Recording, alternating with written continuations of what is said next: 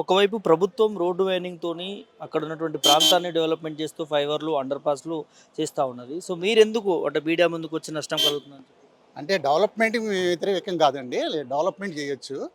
అంటే ఎప్పుడో కొన్ని చాలా సంవత్సరాల నుంచి అక్కడ ఉన్నాం గనక, వాటి మీదే మేము ఆధారపడి ఉంటున్నాం గనక, మాకు వన్ వే ప్రపోజల్ చేస్తే బావుంటదని మా సజెషన్. అసలు ఎయ్యొద్దని మేము అంటలేదు. వ్యతిరేకం కాదు. హ్మ్. కానీ వన్ వే అయితే బెటర్ అని. ఇప్పుడు మన సిటీలో కూడా చాలా దగ్గర వన్ వేలున్నాయి. హ్మ్. అక్కడ కూడా వన్ వే అయితే బెటర్‌గా ఉంటదని. హ్మ్. అది. ప్రభుత్వం దృష్టికి తీసుకెళ్తున్నారా ఆ! ఏంటి? ప్రభుత్వం దృష్టికి ఇప్పుడు ఆల్రెడీ 1 ఇయర్ నుంచి టాక్స్ అయితున్నాయండి. డిస్కస్ చేస్తున్నాము. హ్మ్. కోర్టులో కూడా కొన్ని ఏసాము. హ్మ్. ఇక ప్రభుత్వం గాని అనుకూలంగా ఉంటే కోర్టులో మేము అన్నీ విత్‌డ్రా చేసుకోవచ్చు. హ్మ్. తర్వాత మాకు ఇది వన్ వే అసలుకి వ్యతిరేకం, గవర్నమెంట్‌కి వ్యతిరేకం లేదు. మేము వద్దని అంటలేదు. హ్మ్. కానీ వన్ వే అయితే బెస్ట్ అని. ఇప్పుడు సిటీలో కూడా చాలా వన్ వేలున్నాయి. హ్మ్. అబిడ్స్, హ్మ్. రాజ్‌భవన్ రోడ్డు చాలా వన్ వేలున్నాయి కనుక అక్కడ కూడా వన్ వే ప్రపోజల్ చేస్తే బెటర్‌గా ఉంటదని మేము ఏం అనుకుంటున్నాం. నష్టం జరుగుతుంది అక్కడ మేజర్‌గా దీనివల్ల? మేము కొన్ని ఏళ్ల సంవత్సరాల నుంచి ఉంటున్నామండి. హ్మ్. ఆ రోజుల్లో చాలా తక్కువ కాస్ట్‌తో కొని అక్కడ మా నాన్నగారు, మా తాతగారు అక్కడే ఉన్నారు. రాళ్ళు రప్పల్లో ఉండి హ్మ్. ఇప్పుడు తీసేస్తే మాకు చాలా ఇబ్బందిగా ఉంటది కదా! మాకు కొన్ని సెంటిమెంట్స్ ఉన్నాయి. ఆ హ్మ్. సెంటిమెంట్స్ అన్నీ ఇప్పుడు గవర్నమెంట్ ఒక్కసారి గుంజేసుకుంటే ఎట్లా? హ్మ్. మేము డెవలప్‌మెంట్‌కి వ్యతిరేకం కాదు. డెవలప్‌మెంట్ చేయొచ్చు. 56% పోతుంది. కానీ అంత పోయిన తర్వాత మేము అక్కడ ఉండడానికి కూడా కొంచెం 10% కష్టమైతది. నష్టపరిహారం కట్టిస్తాయా ప్రభుత్వం? ఎంత నష్టపరిహారం ఇచ్చినా ఇప్పుడు మాకంటూ కొన్ని సెంటిమెంట్స్ ఉంటాయి కదండి. మా నాన్నగారు, మా తాతగారు అక్కడే ఉన్నారు. హ్మ్. మేము అక్కడే బతుకుతున్నాము. అలాంటిది ఎక్కువ ప్రాపర్టీస్ వన్ సైడ్‌కి వచ్చేసేసరికి కొంచెం ఎక్కువ ప్రాబ్లమ్‌గా ఉంది. హ్మ్. అది వన్ వే చేస్తే బెటర్‌గా ఉంటదని మా ఉద్దేశం. ఏం జరుగుతుందక్కడ? ఎంతమంది నష్టపోతున్నారు దీనికి సంబంధించి? సుమారుగా ఒక 300 ఇళ్ళు పడేస్తామని వాళ్ళు ప్లాన్ ఇచ్చారండి. యాక్చువల్‌గా వాళ్ళు రోడ్ నెంబర్ 12లో రోడ్డుకి 2 వైపులా కట్ చేస్తున్నారు. రోడ్డు యూనిఫామ్‌గా చేస్తున్నారు. It's okay. అగ్రసేన్ జంక్షన్ నుంచి చెక్ పోస్ట్ వరకి రోడ్డుకి ఒక సైడే కట్ చేస్తున్నారు. అది కరెక్ట్ కాదని మేము అంటున్నాం. ఎందుకంటే అక్కడ ఇల్లు మా ఆల్మోస్ట్ 35 సంవత్సరాల నుంచి ఉంటున్నాం. రెంట్‌కి ఇచ్చున్నాము. బిజినెస్‌లు నడుస్తున్నాయి. దాంట్లో టెనెంట్స్ ఉన్నారు. టెనెంట్స్ దగ్గర ఎంప్లాయీస్ ఉన్నారు ప్రతి దాంట్లో. ఒక్కొక్క బిల్డింగ్‌లో 60, 70 మంది ఎంప్లాయీస్ పనిచేస్తున్నారు. ఈ కొట్టేయటం వల్ల ఇంతమంది లైవ్లీహుడ్ పోతుంది. యాజ్ ఏ ఓనర్‌గా మాకు కూడా ఆ రెంటల్ ఇన్కమే లైవ్లీహుడ్ రిటైర్మెంట్ తర్వాత. ఇప్పుడు అది పడేయటం కూడా వాళ్ళు ఉన్న ల్యాండ్లు మావి 250-400 మధ్యలో ఉన్నాయి.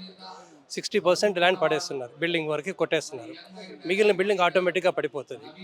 ఆ తర్వాత ఏమీ కట్టడానికి మిగలదు. ఆ సెట్ బ్యాక్ రూల్స్ ఇవన్నీ ఫాలో అయితే మీరేమీ కట్టలేరు అక్కడ. పైగా వాటర్ బాడీ పోతుంది. స్టైర్ కేస్ పోతుంది. సెల్లార్ ఉన్న వాళ్ళకి సెల్లార్ ఎంట్రీ లేదు. సో ప్రాక్టికల్‌గా యూజ్‌లెస్ అయిపోతుంది అది. వీళ్ళు 120 ఫీట్ రోడ్ వేస్తామంటున్నారు. 120 ఫీట్ రోడ్ వేసి పైగా మధ్యలో మీడియన్ ఉంది. మీడియన్ చాలా పెద్దది. దాని మీద 30 సంవత్సరాలుగా పెద్ద పెద్ద చెట్లు చాలా ఉన్నాయి. ఎన్వైరన్మెంట్ ప్రొటెక్ట్ చేయాలని అటువైపు రోడ్డు వెళ్లకుండా ఈ మధ్యలో వాటిని ఏం చేస్తారో వాళ్ళు చెప్పట్లేదు. ఇవన్నీ కూడా కొన్ని వందల చెట్లు ఉన్నాయి. మరి ఇవి కూడా ఎన్వైరన్మెంట్‌కి ఎఫెక్ట్ అవుతాయి. పైగా ట్రాఫిక్ పెరిగింది అని చెప్తున్నారు. మీరు ఏ టైంలో చూసినా రోడ్డుకి ఒక పక్కన పార్క్ సైడ్ నుంచి ట్రాఫిక్ ఎప్పుడూ ఆగదు. స్మూత్‌గా వెళ్తుంది. ఒక సైడ్ కూడా మార్నింగ్ ఒక గంట, 2 గంటలు, ఈవినింగ్ ఒక గంట ఉంటుంది ట్రాఫిక్. పైగా ట్రాఫిక్ మేనేజ్మెంట్ ప్రాబ్లమ్ అన్నది స్టేట్ గవర్నమెంట్ సబ్జెక్ట్. దానికోసం ఓనర్‌ని పనిష్ చేయడం కరెక్ట్ కాదు. వాళ్ళు ఆలోచించాలి. లేటెస్ట్ మెథడ్స్ ఇంతకన్నా పెద్ద పెద్ద సిటీస్‌లో పార్కులు ఉన్నాయి. చెన్నైలో గిండి పార్క్ ఉంది. అక్కడ నడుస్తుంది. అక్కడ సుప్రీంకోర్టు దాకా వెళ్ళారు. ప్రాక్టికల్‌గా జీరో బఫర్‌తో అక్కడ నడుస్తుంది.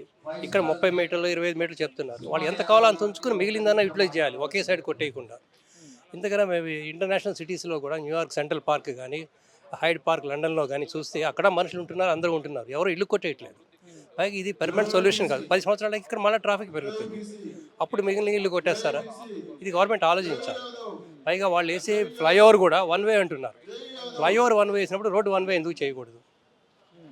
పైగా ఎన్వైర్న్మెంట్ ప్రొటెక్ట్ చేయాలి అంటే 120 ఫీట్ రోడ్ వేసి ఆ పక్క రోడ్లో వెళ్ళేవాడు కూడా ఈ రోడ్డు నుంచి వెళ్తాడు.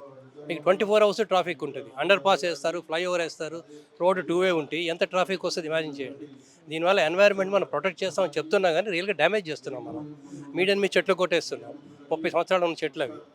పైగా జిహెచ్ఎంసీ అటువైపు ల్యాండ్ వాళ్ళు బిజినెస్ చేసుకుంటున్నారు షాప్స్కి అద్దెకిచ్చి. మాకేమో ఒక రూలు, వాళ్ళకి ఒక రూలు. చెక్ పోస్ట్ దగ్గరికి వెళ్తే మంత్రి వాళ్ళు బిల్డింగ్లు కట్టారు, పార్క్ లోపలే కట్టారు. మరి అవి ఎలా పర్మిషన్ ఇచ్చారు? అది గవర్నమెంట్ ఇచ్చిన బిల్డింగ్స్ అవన్నీ. ఆక్షన్‌లో వేసి ఇచ్చారు, వాళ్ళు కట్టారు. వాళ్ళకొక రూలు, కామన్ మ్యాన్‌కి ఒక రూలు, చిన్న చిన్న వాళ్ళకి ఒక రూలు. ఇది కరెక్ట్ కాదు. ఇది జస్టిఫై చేయమని మేము రిక్వెస్ట్ అలా చేస్తున్నాం. ఈక్వలే అందరికి ఒకే రేట్ అందరికి ఒకటే ఉండాలి. పైగా జనరల్ ఇంప్రెషన్ ఏమి ఇస్తున్నారు పేపర్స్‌లో జూబ్లీ హిల్స్ అంటే బాగా పెద్దవాళ్ళు, డబ్బులున్న వాళ్ళు ఉన్నారు. వాళ్ళు కొట్టేసినా పర్వాలేదని ఓ ఫిల్మ్ స్టార్స్, పొలిటీషియన్ పేర్లు రాస్తున్నారు. మధ్యలో మాలాంటి వాళ్ళు కూడా చాలామంది ఉన్నాం. ఇది కూడా కన్సిడర్ చేయాలి. ఇది పబ్లిక్‌లోకి వెళ్ళాలి. ఈ తెలంగాణ గవర్నమెంట్ వెల్ఫేర్ స్టేట్ అని మేము బిలీవ్ చేసాం. ఈ గవర్నమెంట్ వాళ్ళు వచ్చి డిస్ట్రక్షన్తో మొదలు పెడుతున్నారు. ఇది కరెక్ట్ కాదు, రీకన్సిడర్ చేయమని మా రిక్వెస్ట్. ఎక్కడైనా డెవలప్మెంట్ చేస్తే నష్టపోవడం సహజం, వాళ్ళకి ప్రభుత్వం కంపెన్సేషన్ చేసే ముందు నష్టపోవడం తప్పదంటే మేము ఇస్తాం, వాలంటీర్కి ఇస్తాం. అదే డిఫెన్స్ ప్రాజెక్ట్ అనుకోండి, డెఫినెట్గా ఇస్తాం. వేరే ఆల్టర్నేట్లు చూడకుండా వన్ వే కొట్టేయడం కరెక్ట్ కాదు. పైగా అన్నీ వాళ్ళ పర్మిషన్తో కట్టే నీళ్ళే.